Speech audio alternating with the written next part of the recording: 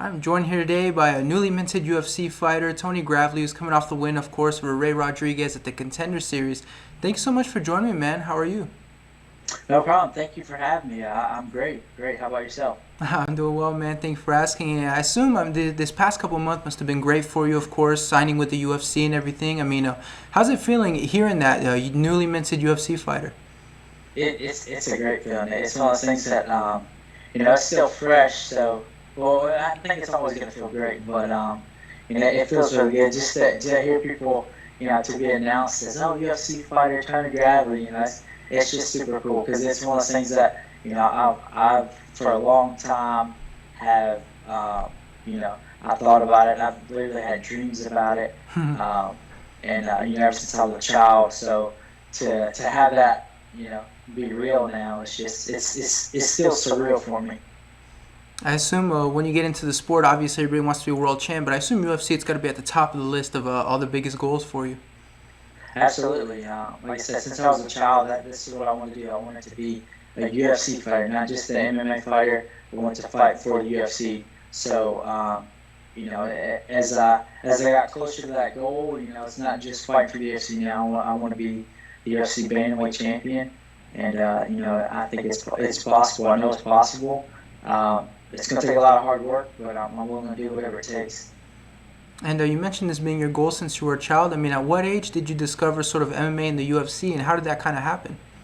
Man, I don't remember exactly what age it was, but I remember my dad and I would watch it when I was a kid. I was probably about, I'd say like maybe six or so, 6 or 7 when I kind of actually realized what it was. I grew up in a martial arts household, so we watched fighting all the time, whether it be martial arts movies, boxing, MMA. So this was back when MMA was back before it was like it was now. It was no weight classes, very few rules, if any. And I just remember watching UFC and telling my dad that I was going to do that one day. And he obviously, being where it was at the time, he wasn't too thrilled about that because it was super. It's a lot more. I mean, it's still dangerous, but it's a lot more dangerous because it was pretty wild back then. So I guess maybe like 6 or 7 is probably when I was introduced to mixed martial arts, and so since then, growing up, I never really looked up to basketball players, football players, all that stuff. For me, it was mostly fighting, fight related stuff. So to make that come true now, it's crazy because it's literally a lifetime of work put together, and finally come true within the past month. So a month ago. One of the biggest things for guys that want to get into MMA is, of course, you realize either you're tough enough to do it or you're not. At what point did you realize you were tough enough, to take a punch, take those shots, and that you could kind of turn this into a career? Man, you mean as far as fighting in general? You can fight, but if you can't take a punch, then you can't go into MMA. At what point did you realize, you could take damage and not cry, for example, if you were punched or something? Man, I literally I was just talking to I went back home not too long ago. We were talking to my mom and my great uncle, who I call Papa, pretty much like my grandfather, and we were talking about how as a kid I used to get in fights all the time at the bus stop, and we were talking about how. I get in fights as soon as we got off the bus because nobody could stop it. No adults were up there. They would watch from the bottom of the hill, and we would fight really quick before they could come stop it. And all the older kids, they would let it happen. Then they would not stop it. The adults wouldn't let it happen. But I've been fighting, man. My first fight that I can remember being in, I'm pretty sure I was in kindergarten, and it was on the bus. I remember. So I've literally been fighting my entire life. I started Taekwondo when I was probably like 4, probably earlier, but 4 is the earliest I can pretty much remember. And I've got pictures in my karate uniform and stuff. But I've always fought. I've been a person. I've never backed down from a fight. Most fights were people that are bigger than me. So. I've been fighting my whole life. It's something that I was, I guess, I truly feel like it was something I was born to do. I was born a fighter, and I've been fighting my whole life. The funny thing is, my mom said, I used to get in trouble for it back then, and I'm still doing the same thing, but now I'm getting paid to do it. I get glorified to do it. But obviously it's different because you're fighting for different reasons, emotional reasons, and because you don't like somebody. It's a little different than for sports. So, but yeah, my entire life I've pretty much been fighting probably since I could walk. And let's talk about the Contender Series a little bit. I assume you have a manager. That must have been the person who kind of told you were going to be on the show. But when did you find out, and how did you find out that you'd be competing on the Contender Series and doing that big job interview in front of Dana White? I found out it was probably beginning of May, and which is a long ways out for me because leading up to this, I fought pretty often. Multiple. I think the most I fought was 8 times a year. So that was a big gap from May to August. So I remember when I first found out about it, I think it kind of took a little bit for it to sink in, mostly because there's all those things that you couldn't talk about it yet until all the contracts are signed. You do all the until ESPN announces it officially. So it's all those things where it's like real, but it's not really real because you haven't really. I guess either way I've been training for it. But when it comes to like posting about fights and all that stuff, all the lead up, all the behind the scenes, all the stuff that makes it build up. Couldn't say anything until like 3 weeks before the fight. So it was hard to comprehend. But when I first got the news, it was super cool. It was I think the email was something along the lines of Tony Gowdy versus Ray Rodriguez. Let me know what you think. Like as if I wasn't going to agree to it. Right. I say, absolutely. Just give me a day, give me a time, and I'll be there. But it was great. The whole experience was. I'm still kind of riding that high in a sense. Just mostly because it's when, like I said, you got a lifetime of work, not necessarily towards something my entire life, but you have this in your head, and you're working towards this thing, and whether I know from a child leading up, things. When you're a kid, you have these goals, and life happens, and you don't think about those goals anymore. Once things get real, you kind of you throw them aside, and then life hits you, and you're doing all these other things, and you kind of threw this thing behind, and finally came back. So came back around. I wrestled through college. Once I was done wrestling, I could start fighting, and then. So to have all this stuff come together, it's hard to, I guess, to comprehend in a way because it's been so long without it, and it's still pretty fresh. But I think whenever I make my debut, it's gonna really hit me for real. So we'll see how it goes. For sure. Let's talk about the fight a little bit. Obviously, you fought a very hype prospect in Ray Rodriguez, got the knockout in the 3rd round. How do you look back at your performance in that fight overall? I mean, obviously Dana was happy with it, but are you personally happy with it?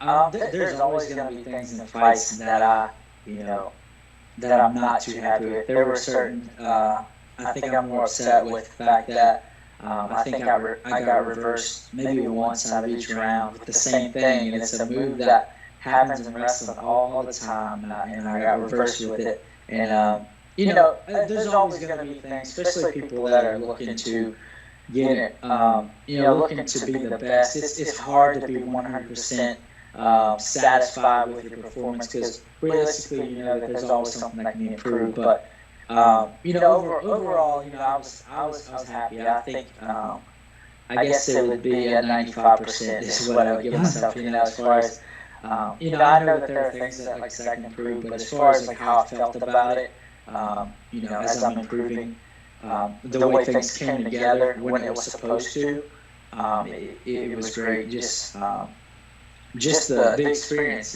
and having everything come together at once, everything working out as perfect as it possibly could. It was great. But obviously, there were mistakes made, and I'm going to make sure that next fight those mistakes don't get made. And a lot of guys, especially the ones who win their fight, they say the worst part is when you're waiting to find out who got the contract. How did you feel while waiting for it? I mean, were you stressed? Were you confident that you were going to get it? What's kind of going through your head as you're going through that awful wait? Both of those, you know. I remember as soon as the fight was over, I was like, man, I'm just ready to go back and sit in that chair. You know, I've seen it so many times, visualized me sitting in the chair. You know, I'm just like, man, I'm just ready for all these other fights to get over. I was the second fight, so the 3 more fights, and it seemed like it was like 3 hours between my fight and that time. And I'm like, oh my God, like they need to hurry up because somebody needs to knock somebody out. We need some finishes because I want to get in that chair, you know. And getting back there, you know, I was pretty confident. And then, you know, you get like, well, man, I've seen fights where, you know, I just knew this guy was going to get signed. And Dana didn't sign him, so I was like, man, what if I don't get signed, you know? So it was, you know, it was a roller coaster of up and down. I'm going to get signed. What if I don't get signed? You know, type thing. But watching the way he talked about the first fight and then just how his demeanor changed when talking about my fight, you know, I was like, oh man, it's going to happen. And then once he called my name, it still, it was like a split second where I'm like, oh man, this is real. Like he called me. So, you know, that was great. And just to be, to get to go through this whole experience like this and to say that, you know, Dana himself picked me to fight in UFC just makes the story even better. Right, that's got to be a pretty cool feeling when you have one of the most important people in the company and they say your name personally and they talked about what they liked about the fight. I imagine it's got to be a really cool feeling. Yeah, absolutely. And to hear him say, you know, nothing but positive things. You know, I'm sure there were things he could have picked out that I did wrong or whatever, because I picked out things I did wrong. But just to hear him say, you know, nothing but good things when bringing up, because I, you know, heard him say, well, this guy's good, but, you know, this and this and this, he needs to do this. But to hear him say nothing but good things was just like, you know, it made me really excited, and it made me think that he was excited to see me perform, you know, in the future when it comes to fighting for him. Right, and I mean, luckily he did pick you with the contract and everything. How did you celebrate? I assume there's got to be like a little period where it has to sink in, but how did you celebrate immediately after finding out you were signed to the UFC? Usually, you know, I went and saw my parents. I cried. I cried. Hugged my parents, hugged everybody that came. All my family, my coaches, my wife.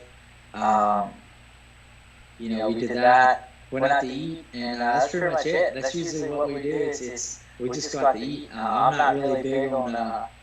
I don't know if it's I'm getting older. I can't stay up late anymore. So, and usually after the fight, I'm trying to get something to eat and then go to sleep. So that's what we did. But we're actually we're gonna have like a small celebration with my family soon back home where I live in Martinsville, Virginia. We're gonna have a bunch of people come over, a lot of my family, friends, everybody that from the town, from my city that has been really supportive of me. And we're all just going to celebrate together, eat, have a good time, talk about the fight, whatever they want to talk about. So I guess the bigger celebration is going to happen in a couple of weeks. For sure, and it's been a little over a month since you got the contract. You're in the UFC. I know you're a guy who likes to fight often. I mean, if we just look at your record, it's crazy how often you fight. But any idea when you're going to be back in the cage and you get to make that debut? I'm not sure. I hope it's... Obviously, I want to fight before the end of the year. I'd love to fight in either Madison Square Garden, November, or in DC in December would be great. DC is it's not super close to where I live, but it's closer than a lot of places, especially on the East Coast. I don't think they've come on the East Coast a ton. Lately, it's been a couple. But Madison Square Garden would be great. DC would be even better just because a lot of people from Virginia could make it. And, you know, that would be a great debut to have a ton of people that, you know, that love and support me to come out and have that special moment with me. For sure. And I have just one more for you. You mentioned when we'd like to see you next, but coming off so many wins, you're kind of in a position where you can kind of call your own shot. Is there an opponent you think would make a great fight for you for your next fight and ultimately help you advance in your UFC career? Honestly, I'm not sure. I've been asked this question, and honestly, I don't have anybody in particular.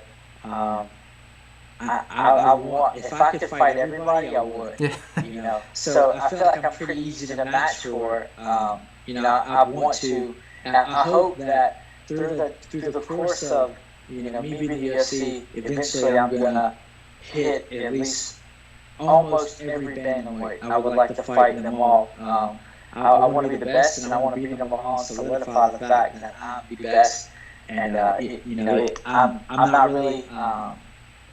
I don't really have my eyes set on anybody, but anytime I see a bantamweight fighting, I'm like, I want to fight that guy. I want to fight that guy. So anybody, it doesn't matter. I feel like I feel like I'm going to be prepared regardless, and I'm ready to test myself against whoever they want to put against me.